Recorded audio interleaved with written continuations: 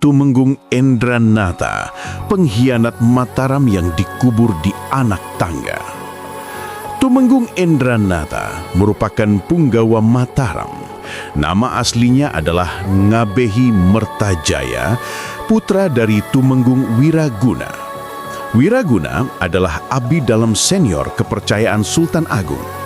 Tumenggung Endranata mengikuti jejak sang ayah untuk mengabdikan diri kepada Sultan Agung. Pada saat itu, Tumenggung Endranata bertugas untuk membantu Sultan Agung dalam menundukkan beberapa kadipaten. Hal tersebut dilakukan karena kadipaten-kadipaten ini tidak mau tunduk terhadap kerajaan Mataram. Meskipun awalnya merupakan salah satu orang yang dipercaya oleh Sultan Agung, tapi siapa sangka Tumenggung Endranata ternyata adalah seorang pecundang, pengkhianat Mataram Islam. Setidaknya 2 kali pengkhianatan yang pernah dilakukan oleh Tumenggung Endranata, dua-duanya terjadi di masa Sultan Agung.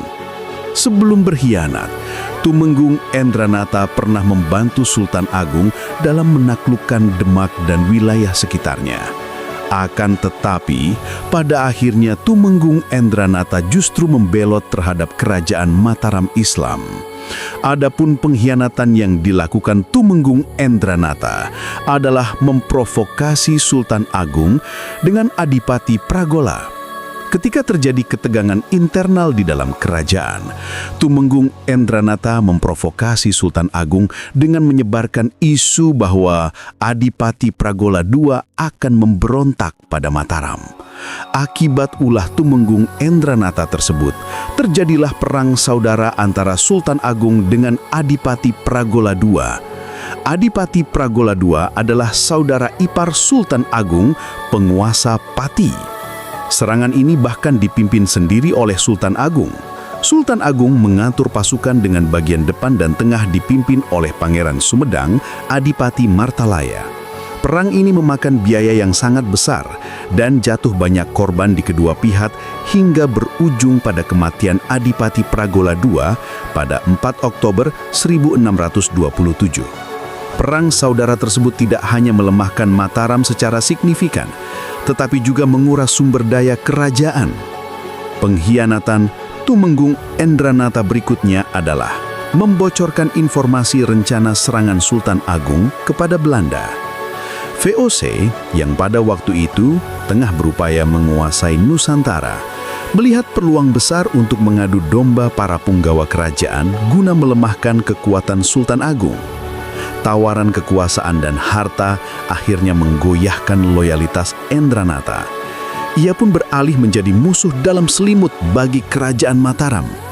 Tanpa diketahui oleh kerajaan Mataram, Tumenggung Endranata ternyata menyingkap rahasia rencana Mataram untuk melakukan penyerbuan ke Batavia dan membocorkan lokasi lumbung pangan milik Mataram kepada pihak Belanda.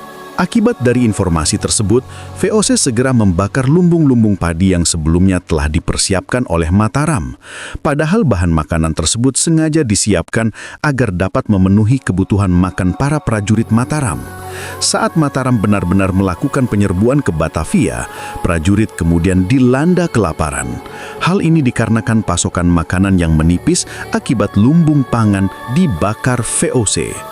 Situasi tersebut membuat Sultan Agung murka dan berusaha mencari tahu dalang di balik itu semua. Hingga akhirnya Sultan Agung mengetahui Tumenggung Endranata adalah dalang yang berkhianat kepada Mataram. Kemudian Tumenggung Endranata mendapat hukuman yang sangat sadis. Tubuhnya dimutilasi menjadi 3 bagian sebagai bentuk penghinaan. Lalu, di bagian kepala dipajang di alun-alun sebagai peringatan bagi Belanda. Bagian kaki dan tangan dibuang ke laut sebagai simbol pengusiran. Serta badannya dikubur di Imogiri, yang kini diubah menjadi tangga kecil. Dengan menguburkan tubuhnya di anak tangga, maka tubuhnya secara tidak langsung akan diinjak oleh para peziarah yang datang ke makam tersebut.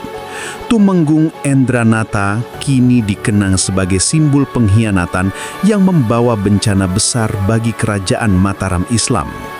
Keberadaan makamnya di anak tangga menuju Pajimatan Imudiri seolah menjadi pengingat akan pengkhianatannya.